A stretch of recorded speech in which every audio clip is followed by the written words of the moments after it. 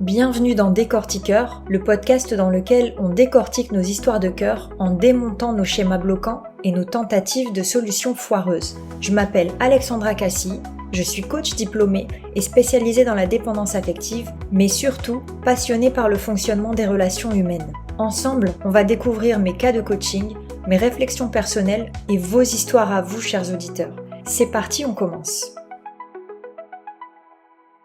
Hello et bienvenue dans cet épisode numéro 14. Je m'excuse d'avance pour la voix que j'ai. Je suis un peu malade et je parle un peu du nez. Donc je suis désolée pour ça. Mais l'inspiration est venue aujourd'hui et j'avais pas envie d'attendre que ma voix se rétablisse. Donc le sujet du jour, sauver son couple. Alors c'est vrai que le couple, c'est quelque chose qui m'anime particulièrement, le sujet du couple, à traiter dans le travail, mais aussi à titre personnel. Le couple, pour moi, c'est quelque chose de très important. Pour moi, c'est la fondation de ma vie. Alors, je sais que tout le monde n'est pas d'accord avec ça, et c'est très bien comme ça. On n'est pas obligé de tous être d'accord, et j'avoue même que si j'avais pu être autrement, naturellement, j'aurais été autrement parce que ça aurait été beaucoup plus facile.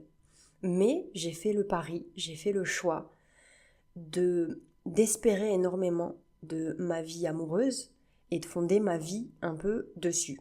Alors, bien évidemment, il y a des nuances à apporter. Plus je vieillis, entre guillemets, plus je mesure le risque. J'ai plus 20 ans et donc je suis plus dans le conte de fées.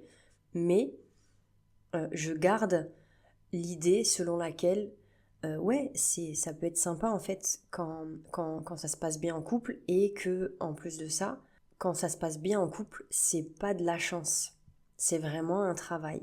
Et donc je vais sur cette chaîne de plus en plus parler du couple, parce que j'ai ouvert cette chaîne en mode décortiquage, si je peux dire ça comme ça, des histoires de cœur, en incluant les relations familiales, amicales, professionnelles, etc. Et en fait, je reviens toujours au couple. Donc, sur cette chaîne, il y aura principalement des sujets qui concernent la vie amoureuse, mais pas que. Pour revenir au sujet du jour, l'idée, c'est vraiment de se poser la question, pourquoi est-ce que j'essaye encore et encore de sauver mon couple alors que j'ai essayé tant de choses? Parce que je sais que on est nombreux et nombreuses à avoir essayé maintes et maintes choses et bon, ça donne pas de résultat. On remet beaucoup de choses en question, on se pose beaucoup de questions et on a souvent tendance à considérer que c'est l'autre le problème, que comme nous on a une bonne volonté, que l'envie de réparer vient de nous, a priori, on estime que c'est l'autre le problème. Mais j'avais envie d'apporter mon point de vue, non seulement par rapport à mon travail, mais aussi par rapport à mon vécu, moi, dans mon couple, et donc de vous apporter quelques petites pistes. Alors déjà, quand je parle de sauver son couple, ça induit que dans le couple, il y a des problèmes. Et les problèmes, ça peut être de l'anxiété dans le couple, dans la manière de s'attacher. C'est des schémas relationnels amoureux qui sont néfastes.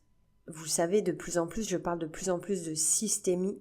Et donc dans la systémie, il y a cette idée que le comportement de l'un déclenche une réaction chez l'autre, le comportement de l'autre déclenche une réaction chez l'un, et ainsi de suite. Et donc on est dans une boucle infernale. Et donc, à mon sens, les problèmes commencent à ce moment-là. C'est au cœur du schéma qu'on commence à se dire « mais c'est infernal, on va jamais s'en sortir ». Parce que quand on a un problème qui fait pas partie d'un schéma, surtout au début de la relation, tout semble simple, fluide. On a une incohérence, on a une incompréhension, on en parle, on fait un effort d'écoute et puis on passe à autre chose. Mais c'est avec le temps où on se rend compte qu'on est embourbé dans quelque chose et on voit plus clair. Et c'est là où la vraie inquiétude se manifeste. C'est à ce moment-là qu'on commence à faire, oui, n'importe quoi. Tu sais, un peu comme quand tu commences à paniquer parce que t'es embourbé dans le sable et tu commences à appuyer sur l'accélérateur pour te dégager la roue du sable. Et en fait, ça fait pire que mieux. C'est un peu ça. C'est-à-dire qu'au lieu d'agir stratégiquement, je descends de ma voiture, je vais regarder ce qui se passe, comment je peux agir, etc. Ça, c'est ce que tu fais au début. Puis avec le temps, ça s'embourbe. Il y a de plus en plus de mini-choses qui font qu'on ne s'entend pas. Et là, on perd patience. On n'a plus envie de descendre de la voiture pour aller voir ce qui se passe. Et donc, on met un coup d'accélérateur et ça fait pire que mieux. Donc, je le disais, on a tendance à croire que la faute, elle vient de l'autre. Que c'est l'autre qui a tout faux, qui ne comprend pas que nous, on a la bonne manière de faire. Et quand je dis nous, en fait, je pense aux femmes, je pense aux filles. Vous le verrez, si vous ne me connaissez pas encore, vous comprendrez que je pense foncièrement qu'hommes et femmes, on est différents. On est différents physiquement et il n'y a pas de raison pour qu'on ne le soit pas intérieurement. Et ça se vérifie. Seulement, il y a peut-être des personnes, que ça soit hommes ou femmes, qui m'écoutent et qui vont pas se reconnaître dans ce que je décris comme féminin ou dans ce que je décris comme masculin. Et vous avez le droit. En tout cas, je suis pas en train de vous mettre dans des cases, je parle d'une généralité. Maintenant, si en tant que femme, tu te reconnais plus dans les traits de l'homme, si en tant qu'homme, tu te reconnais plus dans les traits de la femme, j'ai aucun souci avec ça. Je veux pas te faire rentrer dans une case, mais je parle là de généralité parce que je ne sais pas à qui je parle, vu que je parle un peu à tout le monde sur cette chaîne. Donc, je disais que en tant que femme, on a souvent l'impression que c'est lui qui est en tort, qui a rien compris, qui veut pas comprendre. Et en tant qu'homme, souvent on entend je comprends pas, ou soit tout allait bien et d'un coup ça va pas, soit elle est chiante, je la comprends pas, elle veut toujours plus, etc. En tout cas, quand on entend le discours d'un couple qui se déchire, qui se dispute ou même qui se sépare, on entend deux victimes. Comment c'est possible d'avoir deux victimes dans une même situation? Eh ben, je vais te l'expliquer. Donc, comme je disais, les hommes et les femmes sont différents. En tout cas, tu prends le couple, on voit bien qu'on ne fonctionne pas de la même manière. Et globalement, j'ai envie de dire que, et ça c'est ma pensée, c'est vraiment ma pensée à moi. Là, je sors du cadre du coaching, mais pour tout te dire, je me dis que si les hommes étaient faits comme les femmes, ça serait tellement plus facile. Mais vraiment, parce que je pense que on est plus émotionnel, qu'on a plus de patience pour tout décortiquer, pour tout comprendre, etc., pour faire de notre mieux. Sauf que les hommes sont les hommes en fait. Ils sont faits comme ils sont et on ne peut pas les changer. Et si on décide sciemment de se mettre avec un homme, c'est qu'il faut assumer en fait le fait qu'il en soit un et qu'il soit différent de nous. Et ça, j'ai tendance à déplorer le fait que on ait envie, en tant que femme, que les hommes pensent comme nous, réagissent comme nous, pour que ça soit plus simple. Mais je pense que eux aussi, potentiellement, auraient envie que ça se passe dans notre tête comme ça se passe dans la leur, parce que tout est plus simple, tout est moins lourd, moins émotionnel. Et qui a raison? Il n'y a personne qui a raison. Moi, c'est encore une fois, c'est ma façon de penser, je ne l'impose pas, je partage juste. Mais je pense que si on est venu sur Terre, hommes et femmes, différents, c'est qu'on s'apporte mutuellement des choses. Et donc, il faut aussi pouvoir se respecter dans ce qu'on a de différent. Si on est prêt à prendre les avantages, on ne peut pas repousser les inconvénients. Et ça, je le dis aussi bien aux hommes qu'aux femmes, finalement. Donc, voilà, je pose le cadre pour vous dire, je ne suis pas en train de dire que ce sont les hommes le problème. Je ne suis pas en train de dire que ce sont les femmes le problème. Je suis en train de dire que c'est systémique et que c'est plus insidieux que ça. Alors globalement, si je dois décrire un petit peu le profil féminin et le profil masculin, je dirais que les femmes, elles sont beaucoup plus émotionnelles. On est beaucoup plus sensible aux signaux affectifs que l'autre va nous donner. On est en demande de preuve d'amour, on est en demande d'attention concrète. On est très sensible à ça. On a besoin de connexion, on a besoin de complicité, de développer la complicité. Et en face, on a les hommes qui eux sont beaucoup plus dans le lâcher prise, dans le fait de laisser le couple évoluer naturellement. Voilà, les hommes, ça, ils se posent pas trop de questions dans leur couple. C'est pas que c'est pas leur priorité, c'est que un homme va plutôt estimer que ok, ben j'ai mon couple, maintenant j'ai d'autres soucis, j'ai mon travail, j'ai mes finances, etc. Et donc je vais mettre mon énergie là-dessus parce que ben, je suis en couple, ça roule, ça avance et j'ai pas à l'entretenir finalement. Ils vont aussi être beaucoup, du coup, dans la lignée de ce que je viens de dire, ils vont beaucoup laisser de place à leur compagne, mais pas dans le bon sens du terme, c'est-à-dire laisser beaucoup de choix, prendre peu d'initiative, laisser on fait ce que tu veux, on fait ce que quand tu veux, etc. Et les deux profils entrent en contradiction sur toutes ces choses-là.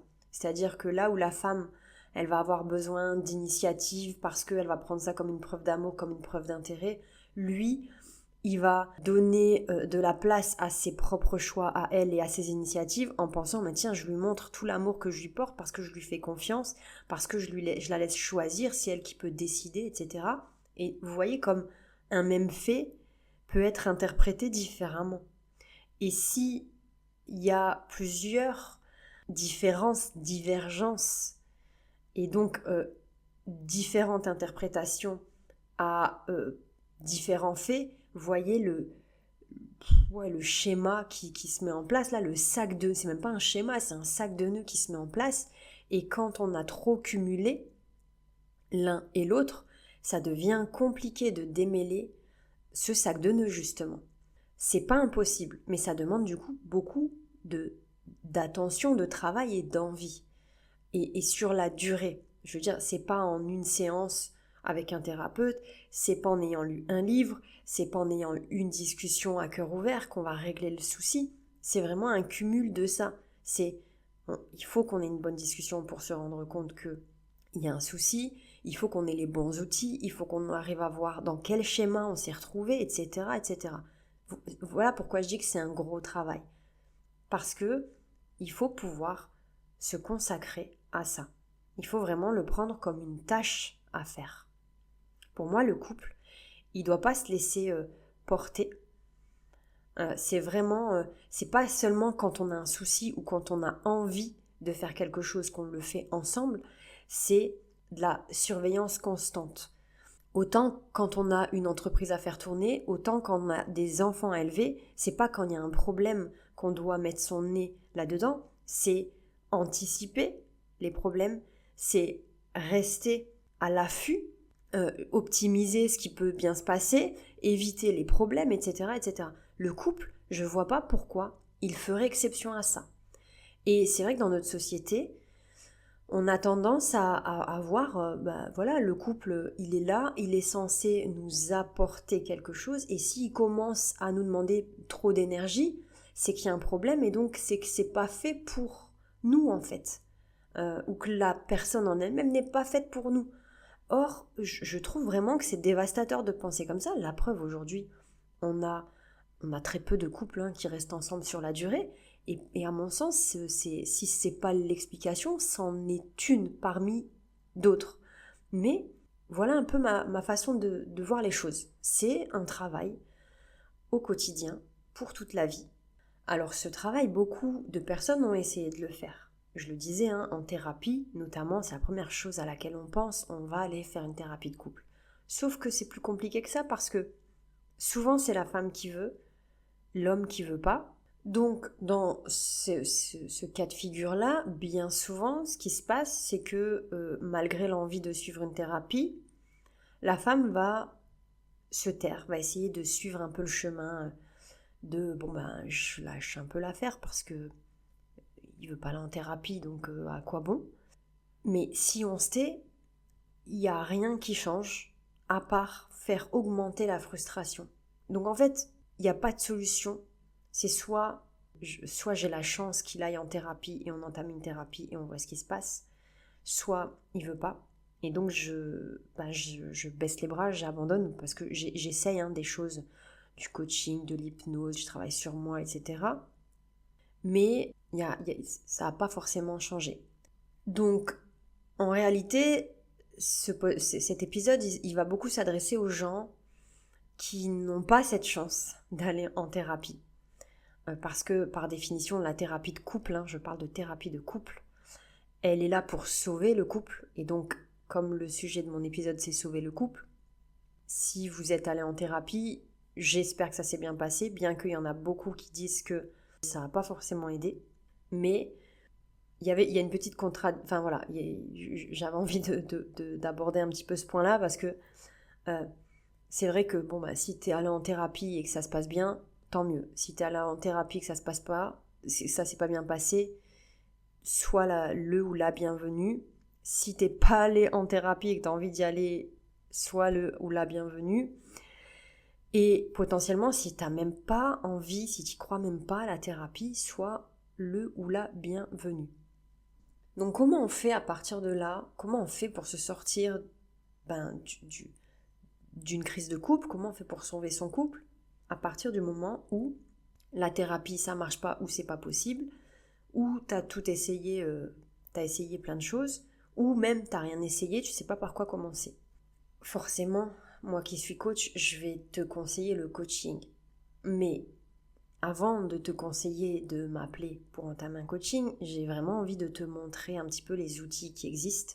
Donc je me permets de te parler de mon e-book que j'ai mis en vente il y a quelques jours et pour lequel tu vas retrouver le lien en description de cet épisode. À côté de ça, je suis en train de développer pas mal de petits outils. Donc reste connecté pour les connaître. Ces outils-là, je les développe à partir de mes propres soucis conjugaux, si je peux appeler ça comme ça. Voilà, j'analyse beaucoup, j'utilise beaucoup les outils que j'utilise moi-même en coaching pour mon couple. Et je dois dire que vraiment, la systémie, c'est vraiment le truc qui me bluffe à chaque fois, qui fonctionne. Alors je dis pas que tout est réglé, que j'ai pas de problème, etc.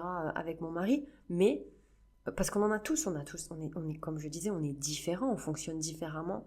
Et la systémie qui vient elle-même mettre le doigt sur le schéma mis en action, comment le comportement de l'un et de l'autre viennent s'imbriquer à deux. Tout ça, c'est assez spectaculaire, magique. Alors, ça ne règle pas les différences, c'est-à-dire qu'on n'en arrive pas à penser pareil, à être les mêmes, ça tu peux oublier. Mais ça permet de se comprendre, d'apprendre à se respecter. On n'est pas forcément obligé de se comprendre, mais au moins on se respecte. Et on arrive comme ça à comprendre, en fait, c'est pas l'autre le méchant, c'est pas moi le méchant, c'est la manière dont on fonctionne qui est nocive finalement. Parce que comme je disais, on a choisi sciemment d'être ensemble, deux sexes opposés ensemble.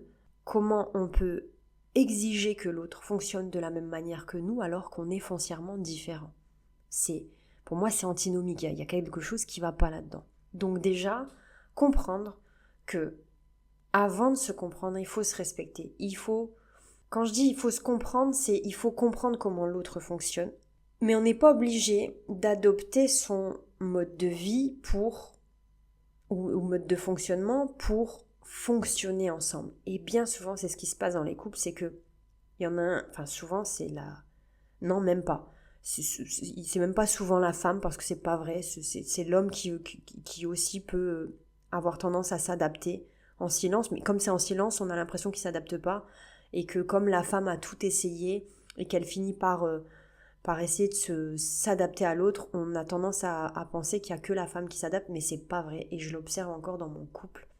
C'est-à-dire que l'homme qui finit par qui se tait, qui dit rien, qui cumule beaucoup, lui aussi il a l'impression de se plier beaucoup au désir de l'autre, il a l'impression de faire plaisir, comme je le disais, je laisse toute la place, je laisse tout le choix, donc c'est elle qui décide de tout, donc en fait je vois pas où est le problème et donc je m'adapte beaucoup, je me soumets beaucoup.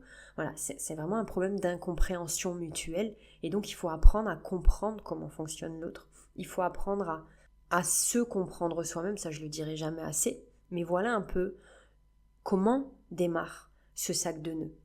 Et donc j'ai commencé par observer, en l'occurrence les hommes, parce que je suis une femme, mais les hommes aussi, je les invite à observer les femmes. Et ce que j'observe, et je pense que c'est indéniable, c'est que les hommes sont très factuels.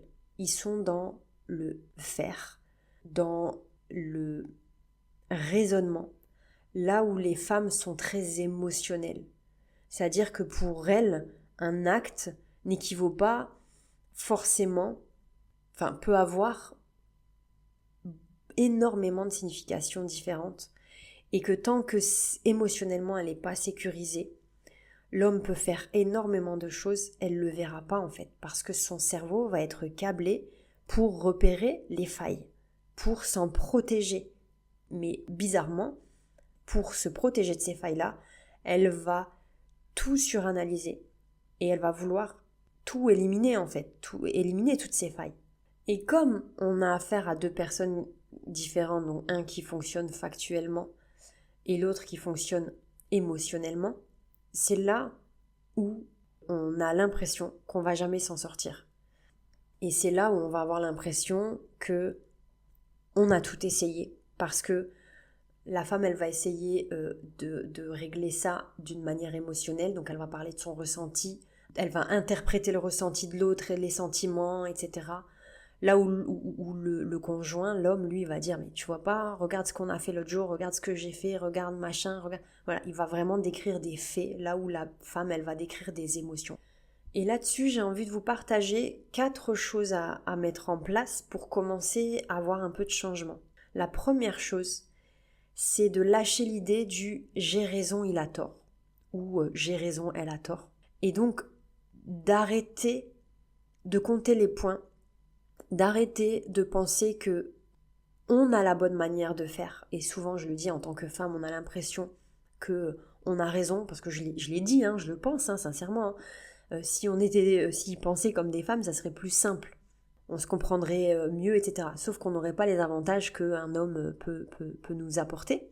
Et donc, l'idée, c'est vraiment d'apprendre à se respecter dans nos différences, plutôt que de se juger finalement. C'est vraiment ça l'idée du lâcher l'idée de « j'ai raison, il a tort ». C'est vraiment lâcher l'idée selon laquelle, voilà, moi je suis mieux que lui, moi je pense mieux que lui. Avec moi, ça serait réglé plus facilement. Ce en quoi je crois et dont je t'ai parlé au début de l'épisode, je te dis de ne pas le faire. Parce que c'est un piège. Parce que penser que on est la seule ou le seul qui détient la vérité, c'est très dangereux. Et c'est un peu comme ça qu'on tombe en dictature, on va pas se mentir. Donc voilà, première étape, lâche l'idée de « j'ai raison, il a tort ». Essaye d'aller explorer ton ressenti. Deuxième point, regarde son factuel et ton émotionnel. C'est-à-dire que regarde comment vous fonctionnez. Donc, premièrement, j'ai lâché le « j'ai raison, il a tort » pour, deuxièmement, aller vers « ok, comment il voit les choses et comment moi je vois les choses ?» Et arrêter de se dire que il y en a un qui est plus fort que l'autre, il y en a un qui aime plus que l'autre, il y en a un qui est meilleur que l'autre, qui est plus intelligent que l'autre, qui a plus envie de réussir le couple que l'autre. Parce que plus j'observe ça, moins c'est vrai. Moi qui étais persuadée, alors pendant un moment de ma vie, j'étais persuadée que les femmes, elles tenaient plus à leur couple que les hommes. Mais en fait, c'est pas vrai. Combien de couples on a vu se séparer parce que la femme, elle en peut plus, elle a tout essayé, ça marche pas. Et le mec, il se réveille quand la femme, elle part. Quand la femme, elle le quitte. Et donc, moi qui étais persuadée, en fait, il s'en fiche, le fait de voir à la fin que le mec se réveille, je comprends en fait que non, il n'a pas envie de la fin du couple, mais il voit les choses à sa manière à lui. Et dans ce schéma-là, où la femme, elle a tout tenté, tout essayé, et ça marche pas, donc elle s'en va, et lui, il se réveille à la fin, dans ce schéma-là, je me rends compte que les deux n'avaient pas envie de la fin du couple, mais les deux fonctionnaient selon leurs critères à eux, et n'étaient jamais allés explorer comment l'autre vit les choses. Alors tu vas me dire peut-être, oui, mais peut-être que si je me mets à sa place, comme j'ai beaucoup plus d'empathie parce que je suis plus émotionnelle, il y a un risque pour que lui ne fasse pas le travail à l'inverse. Mais déjà, ça coûte rien d'essayer, ça coûte de l'énergie, du temps. Mais si tu le fais pas, tu pourras pas savoir. Et bien souvent, ce que j'observe, et ça c'est la magie de la systémie, c'est que comme tu as changé ta manière de faire, bah lui aussi change. Et bien souvent, l'homme, tu l'embarques avec toi. Je le sais, je le pratique, je te l'ai dit dans ma vie personnelle et je vois des résultats. Alors attention, c'est pas des résultats grandioses où du jour au lendemain il est devenu comme moi. Je l'ai dit, ça faut abandonner cette idée-là. Mais cette preuve que je voulais de me rendre compte, est-ce qu'il va me laisser partir? Est-ce qu'il est prêt à me laisser partir parce qu'il est incapable de faire un pas vers moi, c'est-à-dire d'entendre comment je fonctionne, d'entendre mes besoins? Ça, j'ai pu le vérifier avec la systémie en voyant que moi, comme j'ai changé ma manière de faire, et ben lui, ça a déclenché quelque chose chez lui inconsciemment, mais ça a déclenché quelque chose qui a fait qu'il s'est réveillé avant qu'il soit trop tard. Troisième chose que je t'invite à faire, et ça apparaîtra dans un nouveau e-book workbook que je vais sortir bientôt et sur lequel je me suis basée clairement sur ma vie personnelle. Troisième chose que je t'invite à faire, c'est de tracer le schéma qui se met en place. Et pour tracer ce schéma-là, il va falloir déterminer vos besoins à chacun. Quels sont tes besoins? Quels sont les siens? Alors, c'est un peu compliqué de répondre à la question quels sont ses besoins à lui s'il ne te les dit pas, mais c'est une case que tu vas pouvoir laisser vide en attendant d'avoir les réponses. En l'observant, tu vas avoir des réponses et en changeant la boucle par tout ce que je viens de te décrire, tu verras qu'il y aura une ouverture et que lui aussi finira par te dire quels sont ses besoins. Donc, note tes besoins. Et les besoins, souvent, on les transforme en critiques. Parce qu'on est frustré, parce qu'on ne se sent pas entendu, parce que comme on ne se sent pas entendu, on se tait. Et que ce silence se transforme en frustration. On vient piquer. Ah, t'as pas fait ça. Ah, mais tu vois, t'as pas écouté ce que j'ai dit. T'aurais pu faire ça comme ça, ou t'aurais pu dire ça à la place de ça, etc., etc. Au lieu de faire ça, va donner ton besoin. J'ai besoin qu'on passe plus de temps ensemble. J'ai besoin que tu me complimentes parce que j'ai mis cette petite robe et qui est nouvelle. J'ai besoin que tu me défends, enfin que tu me protèges par rapport à telle situation. J'ai besoin de sentir que tu vois. Et souvent, et je le vois moi dans ma façon de vivre, souvent ça c'est pas dit parce qu'on estime déjà que ça devrait être naturel, que l'autre devrait le voir, parce que s'il m'aimait vraiment, ça serait, j'aurais pas à le dire, etc. Que de croyances limitantes. Tout ça fait que tu laisses parler ta frustration et ta frustration, elle s'exprime au travers de critiques alors que tu as besoin d'exprimer tes besoins. Tu as l'impression que tu décris tes besoins, mais c'est pas vrai. Observe-toi et vois comment tes besoins sont tus et laisse place à la critique. Tu peux aussi mettre en lumière les conséquences en fait de ces besoins non entendus, des critiques qui font. Qu'est-ce que ça crée? Qu'est-ce que à ton avis ça crée chez lui le fait de ne pas dire tes besoins? Et comment la manière dont ces besoins non dits s'expriment? Et là, par exemple, j'ai donné l'exemple de la critique, mais ça peut être très bien, ça peut être de la fuite par exemple. Ça peut être, je dis pas mes besoins et je me recroqueville sur moi-même, peu importe. Reconnais les conséquences que ça porte. Et c'est comme ça que tu vas dessiner une boucle. Et si tu arrives à le faire avec toi-même, tu vas aussi savoir le faire avec lui s'il arrive à s'exprimer. Et si c'est pas le cas, dans ce cas-là, je t'invite à prendre un coaching parce que c'est vraiment du décortiquage et oui, c'est un peu d'interprétation, mais de l'interprétation qui est limitée, qui est plus sage que ce qu'on peut faire soi avec soi-même quand on est en train de bader comme pas possible. Donc voilà, si tu n'arrives pas à remplir les cases concernant ce qui le concerne, on peut en parler en coaching, c'est avec grand plaisir. Ce que tu peux aussi notifier, c'est les peurs cachées. Quelles sont les peurs que tu as et qui donnent, encore une fois, ces actes manqués, cette frustration, ces besoins non dits, etc. C'est quoi tes peurs? Alors la plupart du temps, ça va être je compte pas assez, il va m'abandonner. Et lui, à côté, Ça peut être des trucs du style « je vais encore la décevoir, je fais tout de travers, de toute façon c'est de ma faute, elle est jamais contente, etc. etc. » Voilà quelles sont ces peurs cachées. Et en fait, on peut vite se rendre compte que la femme, elle, par peur d'être abandonnée, par peur de ne pas assez compter, etc., elle va piquer, elle va essayer de chercher jusqu'au jour où elle va s'éloigner.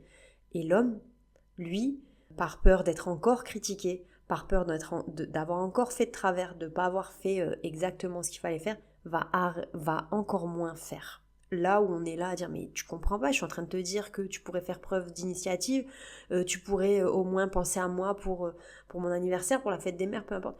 Et lui il est là, il reste figé, il fait pas parce qu'il se dit mais de toute façon je vais lui offrir un bouquet, elle va dire ouais mais non, de toute façon c'est parce que je te l'ai dit, je vais lui offrir un spa, elle va dire non mais j'aime pas ce spa, enfin peu importe. Et là on a une incompréhension en mode oui mais de toute façon il l'a fait parce que je lui ai demandé, ou de toute façon il l'a fait par peur que je râle, mais en tout cas il l'a pas fait avec son cœur. Et là on mêle les interprétations, etc., etc. Voilà le sac de nœuds. Parce que rien que d'en parler, c'est fatigant, on est d'accord, hein, rien que d'y penser, on se dit oulala, oulala, oulala. Et donc c'est un vrai travail de décortiquer. Donc si tu arrives à suivre ce schéma, donc je le répète, hein, pour tracer le schéma, on va énoncer les besoins non dits, définir comment ils s'expriment, définir les conséquences, énoncer les peurs cachées. Déjà avec ça on a une bonne base, on a une bonne base d'un schéma. Et donc l'idée c'est d'aller analyser ce schéma encore et encore.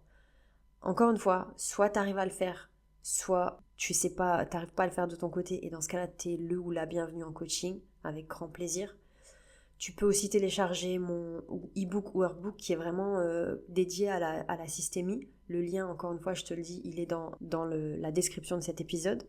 Mais voilà, en gros, il existe des solutions, prends-les. Et elles vont pas c'est pas des solutions miracles, de une, c'est pas des solutions qui vont te ruiner, de deux. Parce que souvent on a peur d'investir encore une énième chose. Une séance de coaching avec moi c'est 50 €. Le e-book il est à 47 €. Voilà, si ce que je t'ai dit t'a parlé, si tu sens que t'as pas encore tout tenté, que les choses que je viens de t'expliquer te parlent, voilà, ça vaut le coup d'essayer. Je dis pas que ça va réussir à 100%, mais voilà comment je fonctionne, voilà les résultats que moi j'ai. Par contre, il faut de l'énergie, il faut de l'envie. Il faut pas avoir envie de changer l'autre, il faut pas avoir espoir que l'autre change. Oublie ça parce que ça c'est ça qui va te limiter dans la croyance que tu vas t'en sortir, parce que souvent on se dit mais c'est impossible en fait, ça serait trop beau que lui change, qu'il comprenne. Non, on travaille à partir de toi. Et tu verras qu'à partir de toi, il y a des choses qui peuvent sortir. Voilà, je m'arrête là pour cet épisode qui a été assez long.